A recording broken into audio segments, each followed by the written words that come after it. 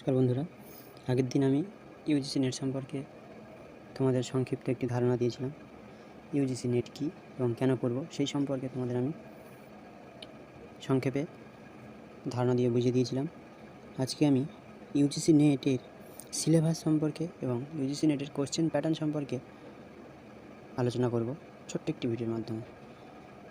UGC net সম্পর্কে তোমাদের মনে হয় যে ইউজিসি নেট এক্সাম দেবো ঠিক কথা, কিন্তু কোশ্চেন প্যাটার্ন কেমন এবং সিলেবাস কী সেই সম্পর্কে তোমাদের অনেক জানার যদি কিছু থাকে তো তা আমি এই ভিডিওর মাধ্যমে সংক্ষেপে শেষ করে দেবো। ইউজিসি নেটের প্যাটার্ন কেমন? প্যাটার্ন এমসিকিউ প্যাটার্ন হয় এবং কম্পিউটার বেসড পরীক্ষা হয় তোমাদের। দেখো আমি স্লাইডে রেখেছি কেমনভাবে সবাই বসে আছে এবং সেখানে তারা পরীক্ষা দিচ্ছে। তোমাদের ইউজিসি নেটে দুটি পেপার থাকে, first paper, second paper. First পেপারে থাকে জেনারেল পেপার আর সেকেন্ড পেপার থাকে তোমাদের এমএ যে সাবজেক্টের উপর করেছো সেই সাবজেক্ট পেপার। মানে ফার্স্ট পেপার তোমার জেনারেল পেপার সবার একই, আর সেকেন্ড পেপার তোমার নিজের সাবজেক্ট পেপার। এবারে কোশ্চেন কতগুলো থাকে? ফার্স্ট পেপারে কতগুলো কোশ্চেন থাকে, সেকেন্ড পেপারে কতগুলো কোশ্চেন থাকে? ফার্স্ট পেপারে তোমাদের টোটাল 50টি কোশ্চেন থাকে, আর সেকেন্ড পেপারে তোমাদের টোটাল কোশ্চেন নাম্বার থাকে 100টি। তাহলে ফার্স্ট পেপারে 50টি, সেকেন্ড পেপারে 100টি থাকে। ফার্স্ট পেপারে তোমাদের কোশ্চেন যেহেতু 50টি প্রত্যেকটি কোশ্চেনের মান যেহেতু 2 নাম্বার, তাহলে 100 মার্কস থাকছে টোটাল। সেকেন্ড পেপারে 100টি কোশ্চেন, প্রত্যেকটি কোশ্চেনের মান 2 নাম্বার, মানে 200 মার্কস টোটাল। তাহলে হচ্ছে ফার্স্ট পেপার এবং সেকেন্ড পেপার মিলিয়ে 300 মার্কস, 150টি কোশ্চেন 300 মার্কস।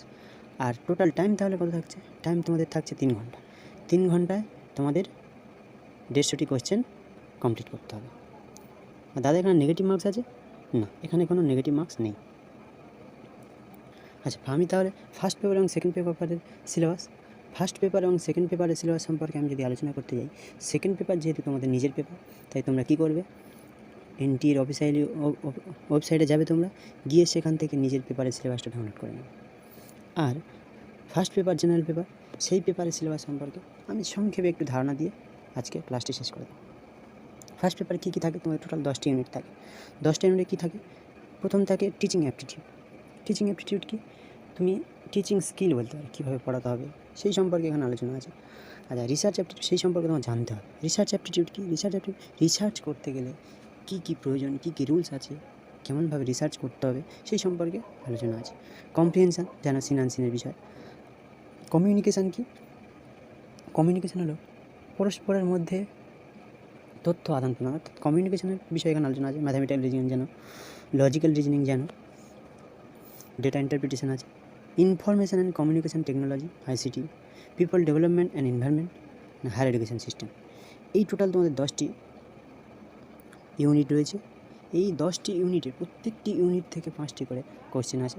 আগে 5টি করে আসতো, তো এখন একটু ডিফারেন্স হয়ে যায়, গড়ে 5টি করতে হবে। তাহলে গড়ে 5টি করে কোশ্চেন মানে তোমাদের আসছে, গড়ে 5টি করে কোশ্চেন মানে 5 × 10 = 50টি কোশ্চেন আসছে। 50টি কোশ্চেন আসছে, ফার্স্ট পেপার টোটাল 50টি কোশ্চেন আসছে। তো আমি শুরু করব তোমাদের প্রথম এই কমিউনিকেশান থেকে। আমি প্রথম শুরু করব কমিউনিকেশান থেকে। সব থেকে 10টি ইউনিটের মধ্যে সব থেকে ছোট্ট একটি ইউনিট কমিউনিকেশান, এবং সব থেকে ইজি, সহজ ইউনিট এটি সব থেকে সহজ ইউনিট এবং ছোট্ট ইউনিট, শর্ট ইউনিট। তো আমি আজকে এখানে ক্লাসটি শেষ করছি। আগের দিন আমি তোমাদের কমিউনিকেশান থেকে ক্লাস শুরু করব। ধন্যবাদ।